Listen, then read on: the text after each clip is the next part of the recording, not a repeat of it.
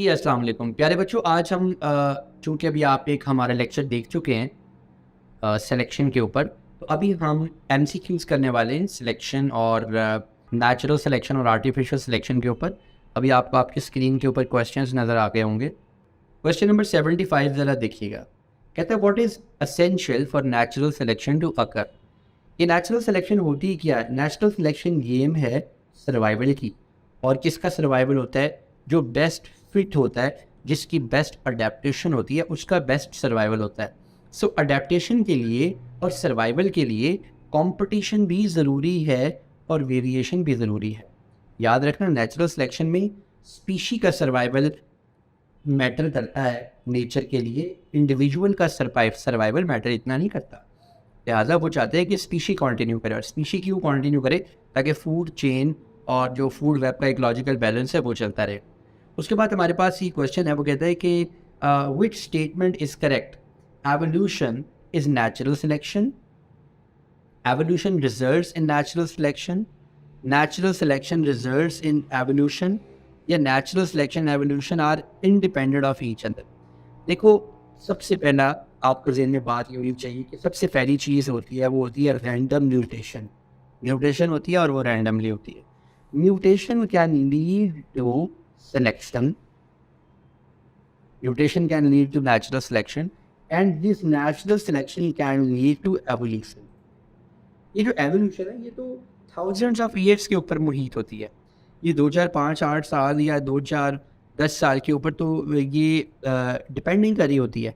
लिहाजा सिलेक्शन जो है वो एक प्रोसेस है which can lead to, selection एक ऐसा प्रोसेस है which can lead to evolution, right? So evolution is a broader thing.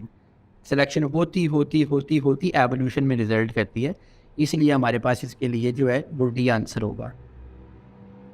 उसके बाद नेक्स्ट क्वेश्चन देखिए, कहता है the diagram shows a species becoming modified to survive in two different habitats. Which process is responsible for these modifications? Modifications क्या हैं वो ज़रा screen के ऊपर देखिए। क्या हो रहा है यहाँ पर? जो आपके खरगोश हैं जो कि रह रहे हैं मैदानी से इलाकों में, सहराई इलाकों में, उनकी बॉडी साइज़ जो है वो बड़ा हो रहा है, टांगें बड़ी हो रही है क्योंकि इनको बहुत ज़्यादा भागना दौड़ना है। और जो बहुत ज़्यादा डेंस वेजिटेशन के अंदर सर्वाइव कर रहे हैं उनकी टांगें छोटी हो रही हैं। और यहाँ पर देखो, उसने एक साइड पर आपको टाइम भी दिखाया कि ओवर द टाइम ये चीज़ें होती चले जा रही हैं। तो इसमें किस चीज़ का फ़ायदा हो रहा है? इनकी अडेप्टेशन है, इनकी जो है वो कस्टमाइज्ड किस्म की इनके अंदर कैरेक्टरिस्टिक्स को प्रमोट किया जा रहा है over the course of time. और कौन इनको सिलेक्ट कर रहा है? इनको नेचर सिलेक्ट कर रही है। नेचर कोई बहुत बड़ा बाबा तो है नहीं जो आके सिलेक्शन करना शुरू कर दे। नेचर क्या होते हैं? नेचर हालात व वाक़यात होते हैं। नेचर जो है वो कंडीशंस होती हैं, नेचुरल कंडीशंस। तो यहाँ पर कंडीशंस ने लॉन्ग बॉडी और लॉन्ग टेल्स वाले लॉन्ग फुट वाले, लेग्स वाले रैबिट्स को प्रमोट किया और यहाँ पर शॉर्ट वालों को प्रमोट किया। ऑप्शंस देखते हैं। कहते हैं which process is responsible for these modifications? Artificial selection. इंसानों ने तो यहाँ आकर सिलेक्शन की नहीं, कंजर्वेशन। लोगों ने इनको कोई प्रोटेक्टेड एरिया तो दिया नहीं कि ये ब्रीड करें। जेनेटिक इंजीनियरिंग भी यहाँ पर नहीं की गई। सो नेचुरल सिलेक्शन ही हुई है, नेचर ने सिलेक्ट किया according to the given conditions and adaptations. Question number 78 में करने लगा बेटे।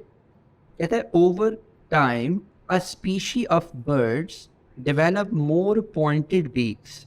Over the time the more pointed shape of the beak helps the birds to catch small insects that may be hiding in cracks in the rocks. What is the reason for change in shape of the bird's beak? ये जो birds की beak है ये क्यों change होगी? तो natural सी बात है। यहाँ हुआ क्या है? यहाँ हुआ ये है कि ऐसे birds जिनकी बीक छोटी है वो बेहतर सर्वाइव करते जा रहे होंगे, राइट? सो इसकी तरह ऑप्शंस देखिएगा।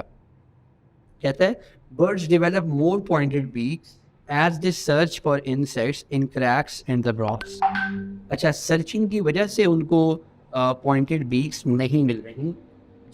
जिन्होंने इनहेरिट की या पॉइंटेड बीक्स, उन्हीं की पॉइंटेड बीक्स होंगी। ठीक है, तो ये पहली ऑप्शन तो ये सरासर गलत होगी। कहते हैं individuals with less pointed beaks are better fitted in the environment ठीक है, and more likely to survive, ठीक है, लेस पॉइंटेड वाले नहीं अच्छा सर्वाइव करें, मोर पॉइंटेड बीक वाले अच्छा सर्वाइव करें। फिर सी में कहता है individual with the more pointed beaks are better able to compete for food. Yes, ये ऑप्शन हमें सूट करेंगे, हमें समझ में आ रही है कि ऑप्शन होगी। और डी को देख लेते हैं कि डी में गलती क्या है। कहते हैं when reproducing birds are more likely to seek out mates with less pointed beaks because they are much better adapted. Now birds don't know कि किसकी pointed beak है और कौन ज़्यादा adapted है। वो हमारे इंसानों की तरह नहीं होते कि किसी का बैंक बैलेंस देख के तो उसके साथ शादी कर लें और ये देख लें कि इसकी बीक छोटी है तो ये ज़्यादा अच्छे कीड़े मकोड़े पकड़ लेगा। बर्ड्स के अंदर ऐसा नहीं होता। सो नेचुरली सर्वाइव ही वो कर रहे होंगे जिनकी बीक छोटी होगी और वो कीड़े मकोड़ों को खा सकते होंगे, इसीलिए उन्हीं को मौका मिलेगा। जो सर्वाइव करेंगे उन्हीं को मेट करने का मौका मिलेगा। और आहिस्ता आहिस्ता जो लेस पॉइंटेड बीक वाले हैं वो वैसी पॉपुलेशन से कम होना शुरू हो जाएंगे। नेक्स्ट क्वेश्चन देखिए, क्वेश्चन नंबर 79 कहता है कौन सी टर्म डिस्क्राइब करती है reproduction between those member of a species that are best fitted in their environment. तो ये नेचुरल सिलेक्शन है। ऐसे ऑर्गेनिजम्स जो बेस्ट फिट कर रहे हैं एनवायरनमेंट के अंदर वही आपस में मेट करते हैं, क्योंकि मेटिंग की उम्र तक बाज़-औक़ात पहुँचते ही वो हैं, ठीक है, सर्वाइव ही वो कर रहे होते हैं। ये कहता है what is the result of natural selection, dogs that are friendly to humans. नहीं, ये तो हम ह्यूमंस ने खुद बनाए हैं।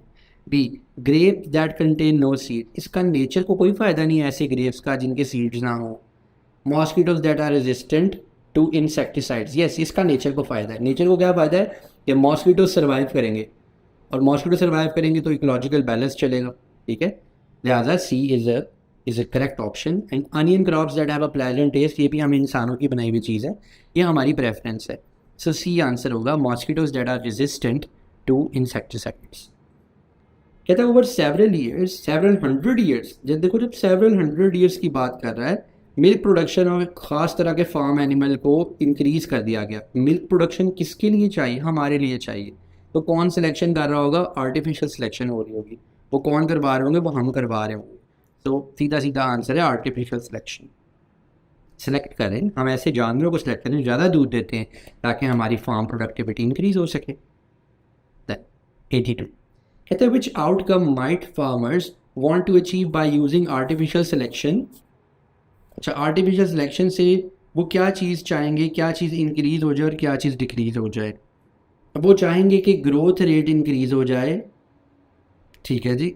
वो चाहेंगे, ज़रा अपनी स्क्रीन पर देखो इस क्वेश्चन को, थोड़ा सा मैं इसको इन्हांस कर देता हूँ आपके लिए।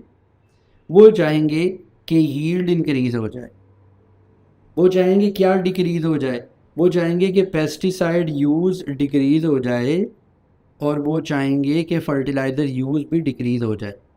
लिहाजा यहाँ पर ये ऑप्शन गलत हो गई, बी में ये ऑप्शन गलत हो गई और डी में हमारे पास ये दोनों ऑप्शंस दुरुस्त हैं, दोनों ऑप्शंस ठीक हैं। आगे कहते हैं which statement describes an example of artificial selection. Artificial selection कौन सा डिस्क्राइब कर रहा है? बस ये देखना है कि किसमें इंसानों का फ़ायदा है, नेचर का नहीं। It has been found that some strains of bacteria produce antibiotics. अच्छा, it is common practice to mate bulls with cows with more milk. तो मोर मिल्क तो पता ही चल रहा है कि ये आर्टिफिशियल सिलेक्शन है। It is possible to control caterpillars by releasing small wasps which lay their eggs in caterpillar and kill them. ये तो बायोलॉजिकल कंट्रोल है। एंड मॉस्किटोज जो है रेजिस्टेंट हो गए हैं, मॉस्किटो रेजिस्टेंट हो गए हैं, बैक्टीरिया रेजिस्टेंट हो गए हैं। ये सब नेचुरल सिलेक्शन है और हमने ऐसी गाय प्रोड्यूस कर ली है जो कि ज़्यादा दूध दे रही है, ये आर्टिफिशियल सिलेक्शन है। A farmer saves seeds from his best maize crops plants to sow for the next year। तो ये किस चीज़ की एग्जांपल है? ये आर्टिफिशियल सिलेक्शन की एग्जांपल है। फार्मर अपनी मर्ज़ी के बीजों को सिलेक्ट करे। अच्छा जी, आखिरी क्वेश्चन देखिए। कहता है फार्मर ने 2 ब्रीड ऑफ कैटल को क्रॉस किया, जर्सी फ्रॉम यूरोप और Sahiwal from Africa. Sahiwal from Africa, ये कितनी पागलों वाली बात है। साहिवाल पाकिस्तान में, तो साहिवाल को फ्रॉम अफ्रीका कैसे सिलेक्ट कर लिया? पागल ही है ये, बेवकूफ़ ही है ये। For many generation the farmer picked out offsprings with the highest milk yields to breed the next generation. तो इसने क्या करा? इसने आर्टिफिशियल सिलेक्शन करी। तो बेटे ये थे कुछ क्वेश्चंस आर्टिफिशियल और नेचुरल सिलेक्शन के। आई होप कि आपको इस कॉन्सेप्ट की अच्छे से समझ में आ गई होगी। अपना ख्याल रखें।